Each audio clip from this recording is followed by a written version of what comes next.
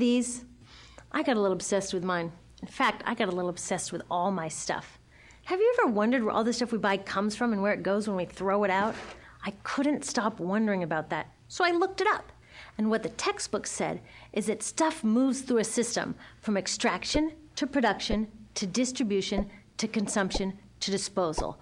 Altogether, it's called the materials economy. Well, I looked into it a little bit more. In fact, I spent 10 years traveling the world, tracking where our stuff comes from and where it goes. And you know what I found out? That is not the whole story. There is a lot missing from this explanation. For one thing, this system looks like it's fine. No problem. But the truth is, it's a system in crisis. And the reason it's a system in crisis is it's a linear system and we live on a finite planet. And you cannot run a linear system on a finite planet indefinitely. Every step along the way, this system is interacting with the real world. In real life, it's not happening on a blank white page. It's interacting with societies, cultures, economies, the environment. And all along the way, it's bumping up against limits. Limits we don't see here because the diagram is incomplete. So let's go back through. Let's fill in some of the blanks and see what's missing. Well, one of the most important things that's missing is people. Yes, people. People live and work all along this system. And some people in this system matter a little more than others. Some have a little more say. Who are they? Well, let's start with the government. Now, my friends tell me I should use a tank to symbolize the government, and that's true in many countries and increasingly in our own. After all, more than 50% of our federal tax money is now going to the military. But I'm using a person to symbolize the government because I hold true to the vision and values the government should be of the people, by the people, for the people. It's the government's job to watch out for us, to take care of us. That's their job. Then along came the corporation. Now, the reason the corporation looks bigger than the government is that the corporation is bigger than the government. Of the 100 largest economies on Earth now, 51 are corporations. And as the corporation has grown in size and power, we've seen a little change in the government where they're a little more concerned in making sure everything's working out for those guys than for us. Okay, so let's see what else is missing from this picture. We'll start with extraction, which is a fancy word for natural resource exploitation, which is a fancy word for trashing the planet. What this looks like is we chop down the trees, we blow up mountains to get the metals inside, we use up all the water, and we wipe out the animals. So here we are running up against our first limit. We are running out of resources. We are using too much stuff. Now, I know this can be hard to hear, but it's the truth, so we've got to deal with it. In the past 3 decades alone, 1/3 of the planet's natural resource base has been consumed. Gone. We are cutting and mining and hauling and trashing the place so fast that we're undermining the planet's very ability for people to live here. Where I live, in the United States, we have less than 4% of our original forests left. 40% of the waterways have become undrinkable. And our problem is not just that we're using too much stuff, but we're using more than our share. We have 5% of the world's population, but we're using 30% of the world's resources and creating 30% of the world's waste. If everybody consumed at US rates, we would need 3 to 5 planets. And you know what? We've only got 1. So my country's response to this limitation is simply to go take somebody else's. This is the third world, which some would say is another word for our stuff that somehow got on somebody else's land. So what does that look like? The same thing, trashing the place. 75% of global fisheries now are fished at or beyond capacity. 80% of the planet's original forests are gone. In the Amazon alone, we're losing 2,000 trees a minute. That is 7 football fields a minute. And what about the people who live here? Well, according to these guys, they don't own these resources, even if they've been living there for generations. They don't own the means of production, and they're not buying a lot of stuff. And in this system, if you don't own or buy a lot of stuff, you don't have value. So next, the materials move to production. And what happens there is we use energy to mix toxic chemicals in with the natural resources to make toxic contaminated products. There are over 100,000 synthetic chemicals in use in commerce today. Only a handful of them have even been tested for health impacts, and none have been tested for synergistic health impacts. That means when they interact with all the other chemicals we're exposed to every day. So we don't know the full impact on health and the environment of all these toxic chemicals, but we do know one thing: toxics in, toxics out. As long as we keep putting toxics into our industrial production systems, we're going to keep getting toxics in the stuff that we bring into our homes and workplaces and schools, and our bodies. Like BFRs, brominated flame retardants, they're a chemical that make things more fireproof, but they are super toxic. They're a neurotoxin. That means toxic to the brain. What are we even doing using a chemical like this?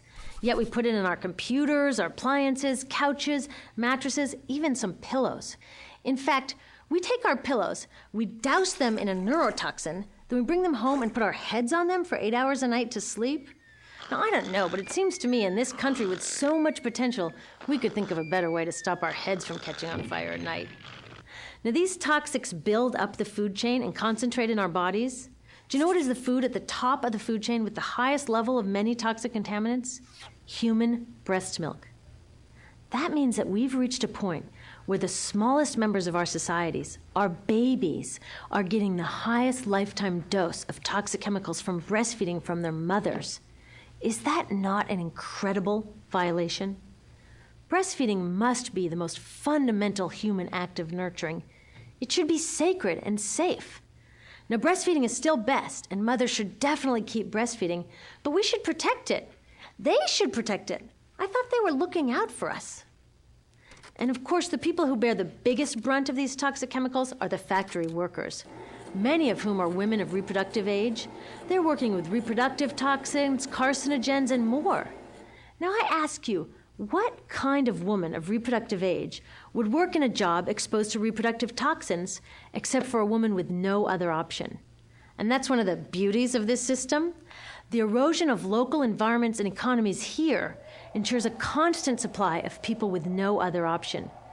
Globally, 200,000 people a day are moving from environments that have sustained them for generations into cities, many to live in slums, looking for work, no matter how toxic that work may be. So you see, it's not just resources that are wasted along this system, but people too. Whole communities get wasted. Yep, toxics in, toxics out. A lot of the toxics leave the factories in products, but even more leave as byproducts or pollution. And it's a lot of pollution. In the US, our industry admits to releasing over 4 billion pounds of toxic chemicals a year. And it's probably a lot more because that's only what they admit. So that's another limit, because yuck, who wants to look at and smell 4 billion pounds of toxic chemicals a year? So what do? Move the dirty factories overseas, pollute someone else's land. But surprise, a lot of that pollution is coming right back at us, carried by wind currents. So what happens after all these natural resources are turned into products? Well, it moves here for distribution. Now, distribution means selling all the toxic contaminated junk as quickly as possible. The goal here is to keep the prices down, keep the people buying, and keep the inventory moving.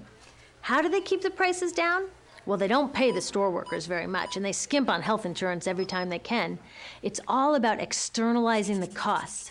What that means is that the real costs of making stuff aren't captured in the price. In other words, we aren't paying for the stuff we buy. I was thinking about this the other day. I was walking to work and I wanted to listen to the news, so I popped into a Radio Shack to buy a radio.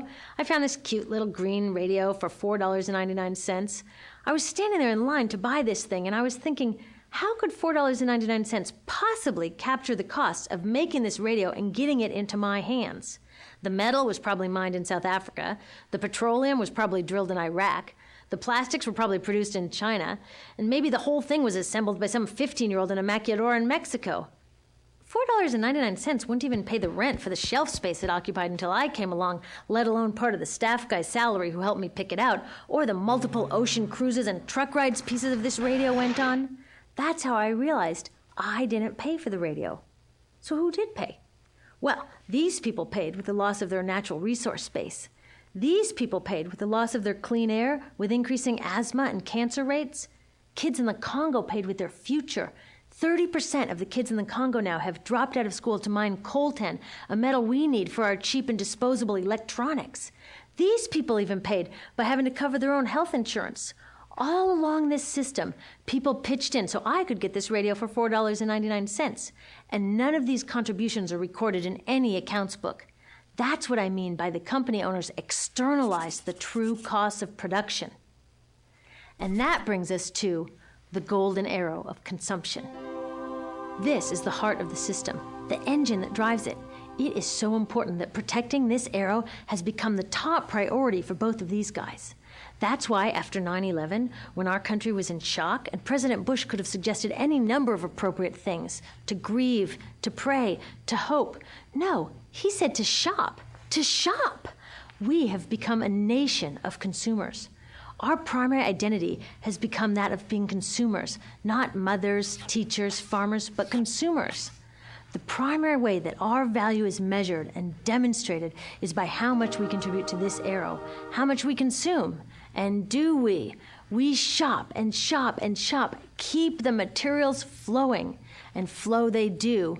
Guess what percentage of total materials flow through this system is still in product or use 6 months after their date of sale in North America? 50%? 20? No, 1%. 1. In other words, 99% of the stuff we harvest, mine, process, transport, 99% of the stuff we run through this system is trashed within 6 months. Now, how can we run a planet with that level of materials throughput? It wasn't always like this. The average U.S. person now consumes twice as much as they did 50 years ago. Ask your grandma. In her day, stewardship and resourcefulness and thrift were valued. So how did this happen? Well, it didn't just happen. It was designed. Shortly after World War II, these guys were figuring out how to ramp up the economy. Retailing analyst Victor Lebow articulated the solution that's become the norm for the whole system. He said, our enormously productive economy demands that we make consumption our way of life, that we convert the buying and use of goods into rituals, that we seek our spiritual satisfaction, our ego satisfaction in consumption. We need things consumed, burned up, replaced, and discarded at an ever-accelerating rate. President Eisenhower's Council of Economic Advisors chairman said that the American economy's ultimate purpose is to produce more consumer goods. More consumer goods? Our ultimate purpose? Not provide health care or education or safe transportation or sustainability or justice? Consumer goods? How did they get us to jump on board this program so enthusiastically? Well, two of their most effective strategies are planned obsolescence and perceived obsolescence. Planned obsolescence is another word for designed for the dump. It means they actually make stuff to be useless as quickly as possible, so we'll chuck it and buy a new one. It's obvious with things like plastic bags and coffee cups, but now it's even big stuff. Mops, DVDs, cameras, barbecues even, everything. Even computers. Have you noticed that when you buy a computer now, the technology is changing so fast that in just a couple of years, it's actually an impediment to communication? I was curious about this, so I opened up a big desktop computer to see what was inside. And I found out that the piece that changes each year is just a tiny little piece in the corner. But you can't just change that one piece because each new version is a different shape. So you gotta chuck the whole thing and buy a new one. So I was reading industrial design journals from the 1950s when planned obsolescence was really catching on. These designers are so open about it.